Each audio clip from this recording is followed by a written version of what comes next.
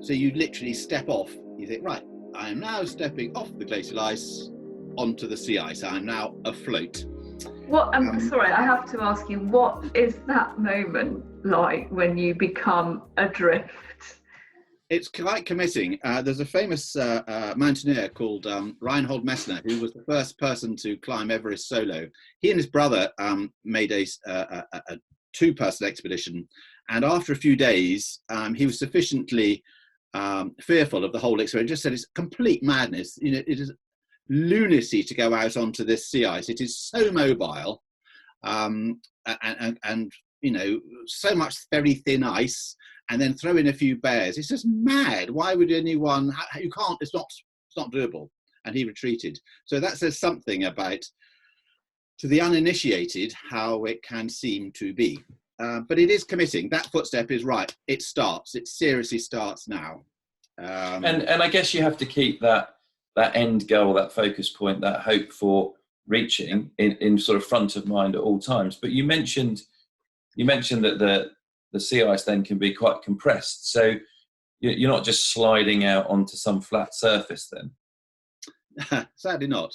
So it's sufficiently cold in the Arctic autumn, winter and spring that seawater, the top layer of the ocean, because it is just it is a regular ocean in one sense, the top layer freezes, and over about 6 months it goes from open water to about 2 meters of thickness of ice, and it forms what we would call ice flows, which can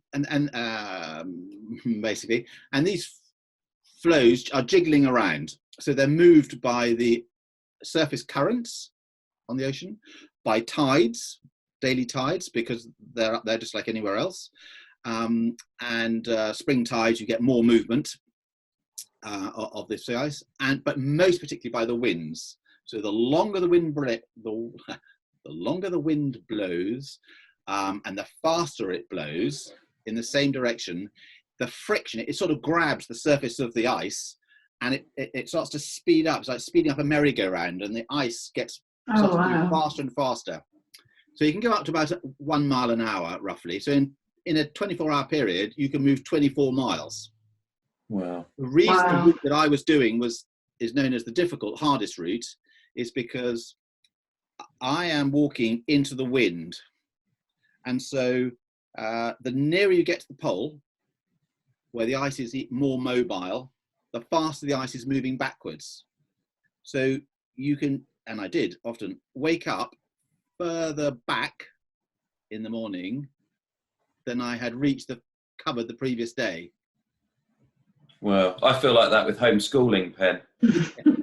I wake up some mornings feeling further back, or I've regressed with the children with home scarring, than I felt like I'd got to when I hit turn in on the Google Classroom the day before. So I tell you what the solution is then. Yeah. Yes. I'm not going to like it. In my case, the decision was to not sleep. So you're always walking. So those last few days, you don't give the ice a chance to move you back. So you're literally walking 3 days and 3 nights to beat that drift back. And that's why it's one of the reasons why that's the hardest route. The other reason is that at the start, in the first sort of, let's say 20 days, all that ice which is being blown towards you, toward the Canadian coast, just piles up against the coast. So it doesn't matter that it's 2 meters thick. I mean, it might as well be paper thin, because you've got hundreds of thousands of square miles of ice flows on the move. I mean, the momentum is enormous. So it crumples up like sort of concertinas up against the coast. So when your sledge is at its heaviest on those first 20 days, because you haven't eaten the food and used much fuel, which are the 2 heaviest weights by far in your sledge, that is when you've got to pull it up and down, up and down, up and down these ridges. There are 4,500 ridges, these precious ridges of ice. Wow. Ice flows crumple together up. They also go down, but they average about 2 meters in height, average. So that's 9,000 meters of vertical height you're having to pull the sledge up, and you can hardly move it on the flat. So I've got this picture of you now with this backpack and this really heavy sledge and just thousands of peaks.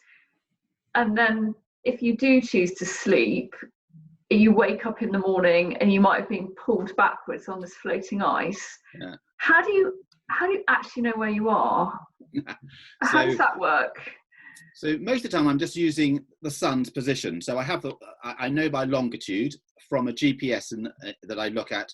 So every night, to answer your question, I look at my little GPS unit, which gives me my latitude and longitude, and it reads the satellites and gives me that information. And then so I know exactly how far I have travelled.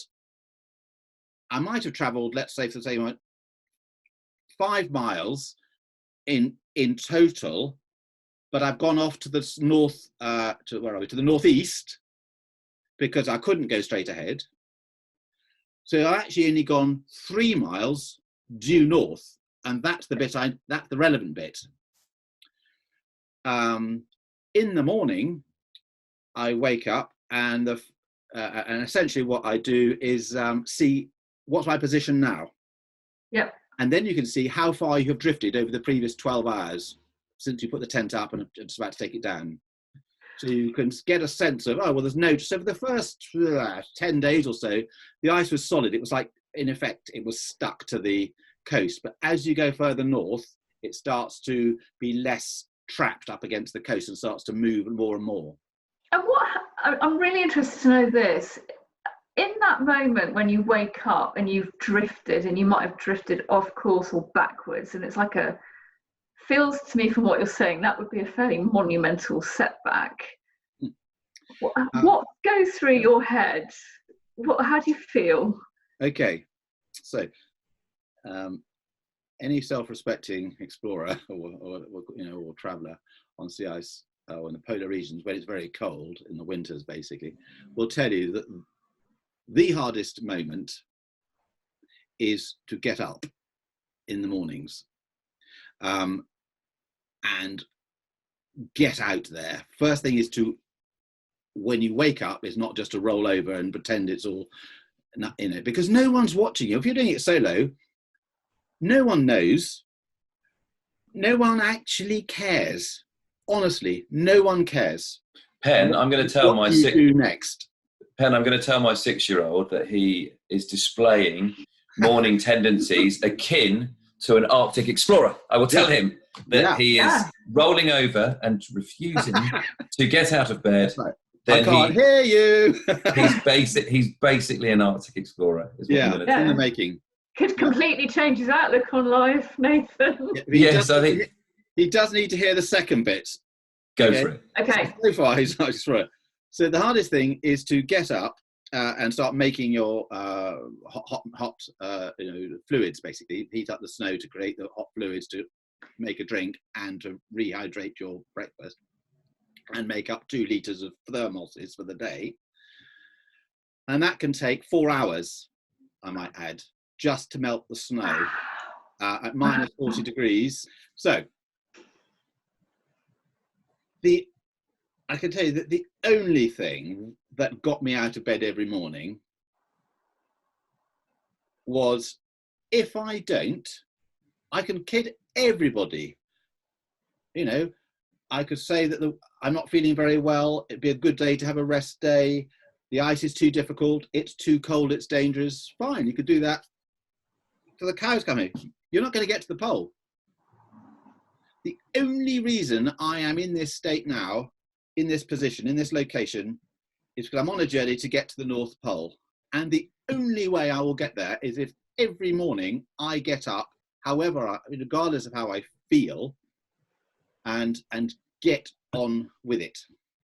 Yes, the struggles to get the 6-year-old out of bed, but actually having some activity, some one foot in front of the other tasks to get completed in that day that give you that sense of progression and achievement and movement towards your goal. And I guess you probably had to develop tricks, because there's a number of people in my household that motivate you and hold you accountable to doing some of those things, but you were doing it by yourself. And some of our wonderful hospitality colleagues might be in a situation where they may be on their own or isolating, what have you.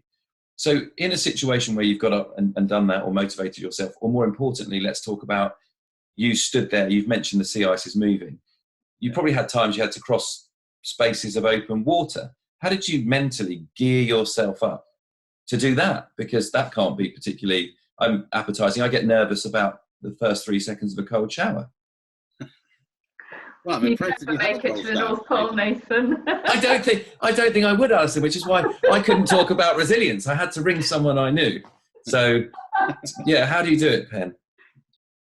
You've just raised a very specific challenge, and the only way to maximize the likelihood of you doing it regularly is to have a very particular plan and practice, and fine tune it, because you do not want to be arriving at some open water, as I did in my first expedition, and then having to think, right, well, what do I do now?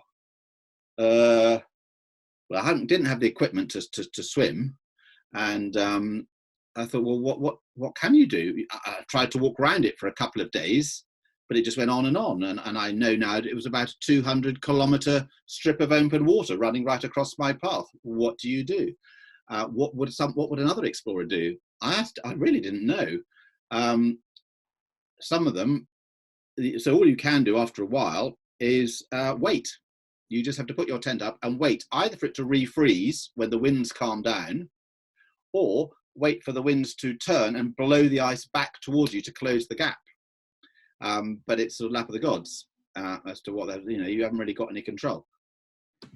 What I did for my last attempt was, as you know, I developed this amphibious option, as I called it. So every time I came across thin ice that wouldn't support my weight, or was just open water, I could get into this immersion suit.